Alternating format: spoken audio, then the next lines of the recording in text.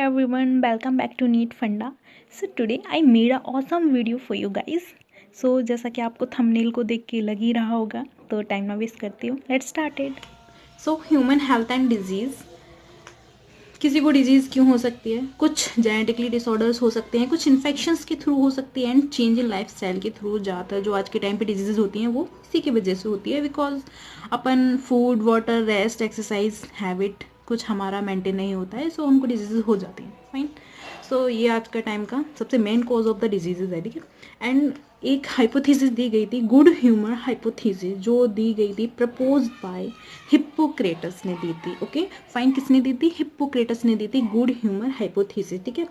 Yellow bile के बारे में बताया था, बिलोंग टू हॉट पर्सनालिटीज़, ठीक है. उनको अगर वो हैं, ठीक है, तो उसको बोलेंगे फीवर आ गया है, ठीक है. उसके बारे में बता दिया गया था उन्होंने, ठीक है.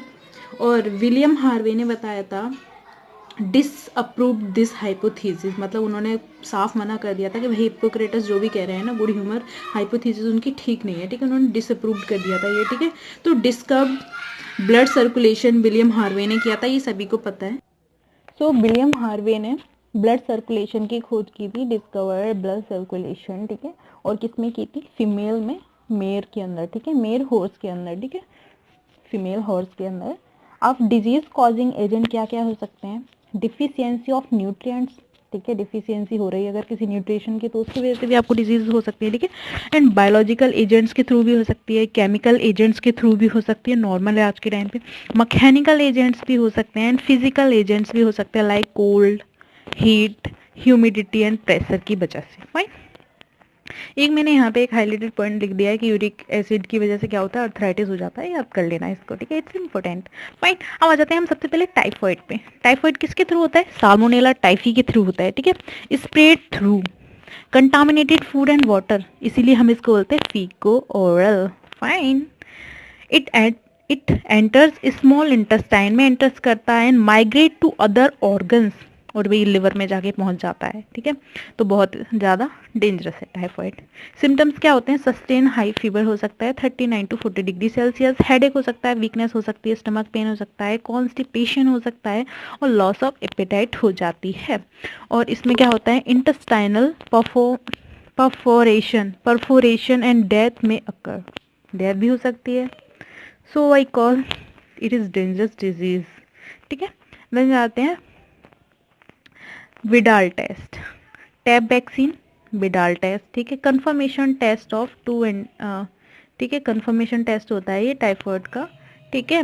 टू एंटीजन्स हम लेते हैं, एच और ओ एंटीजन, ठीक है. टाइफॉइड मैरी किसके थ्रू फैला गया था? सबसे पहले टाइफॉइड मैरी के थ्रू फैला था टाइफॉइड, तो she was the carrier of typhoid carrying bacteria, ये इंपॉर्टेंट है.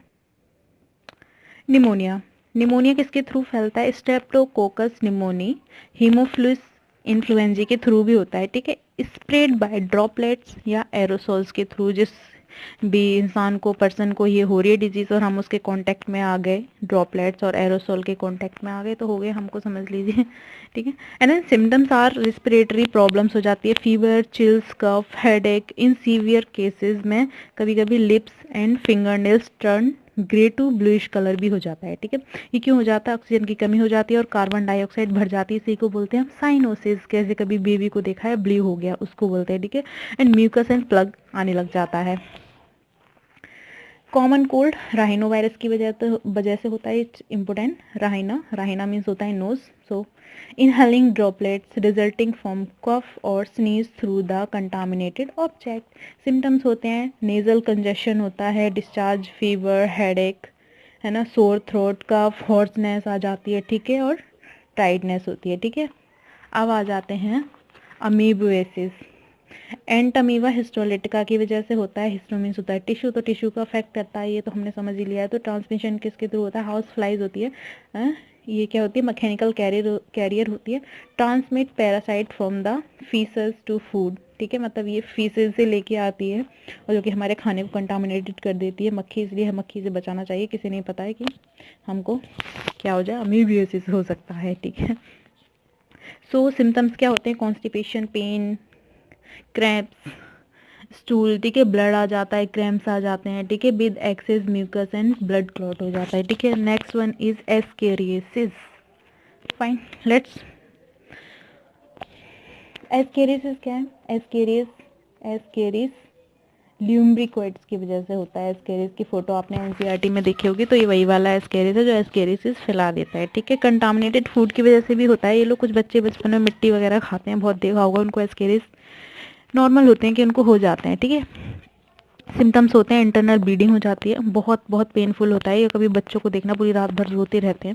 इंटरनल ब्लीडिंग होती है, मस्कुलर पेन होता है, ठीक है। अनीमिया भी हो जाती है, सीवियर केसेस में ब्लॉकेज ऑफ इंटेस्टाइनल पासेज, मतलब इतने हो जाते हैं वो, मतलब एक अगर हो गया तो वो इतने फैल जाएंगे। और कितनी, मतलब आप साइज़ वगैरह देख लेना उनका कितना होता है एनसीईआरटी में जाके, तो बहुत ही ज़्यादा डेंजरस है, आपकी इंटेस्टाइन को ब्लॉक ही कर देते हैं।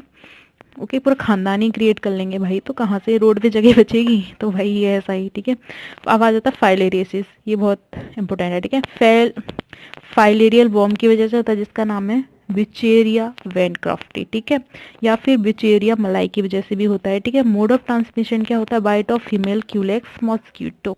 सो यहीं पे मैं सेशन का एंड कर रही हूँ। अगर आपको ये वीडियो पसंद आई तो प्लीज़ लाइक करें, सब्सक्राइब करें, और please grow with me and grow me also. Thank you so much guys. Bye.